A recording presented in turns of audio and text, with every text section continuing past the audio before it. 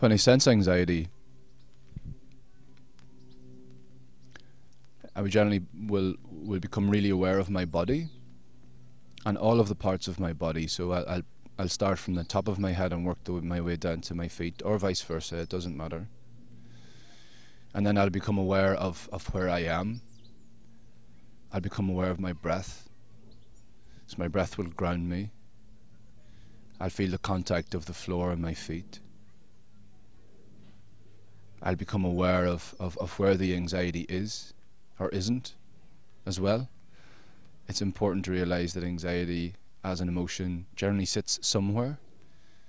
Your feet generally aren't anxious, as an example. I know it's a strange example to give, but your ears aren't anxious, your eyebrows generally aren't anxious, so you can see where I'm going.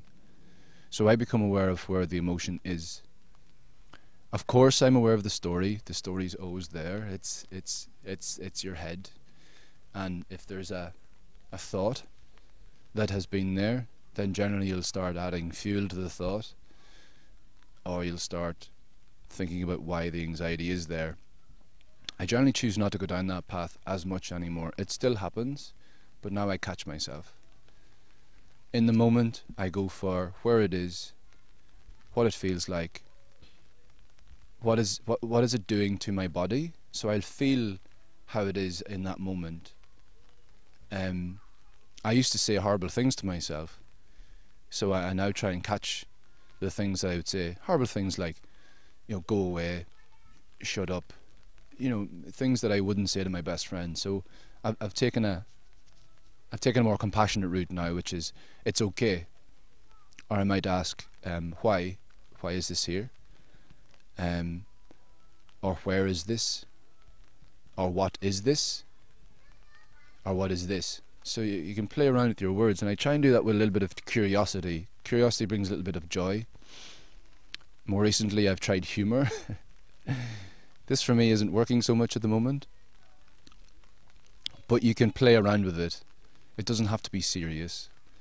I will generally give it a depth and a colour and a shape, because then I'm objectifying it. I'm becoming aware that it is a thing as opposed to it being me.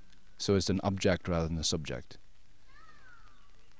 And I try and bring up, as I said, a love or an emotion or mindfulness as a vessel to hold the emotion.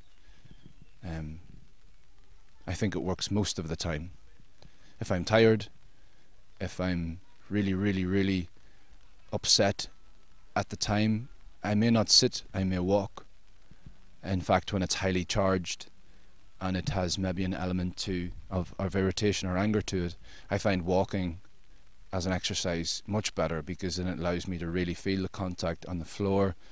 It allows me to sort of push that emotion down towards the floor. In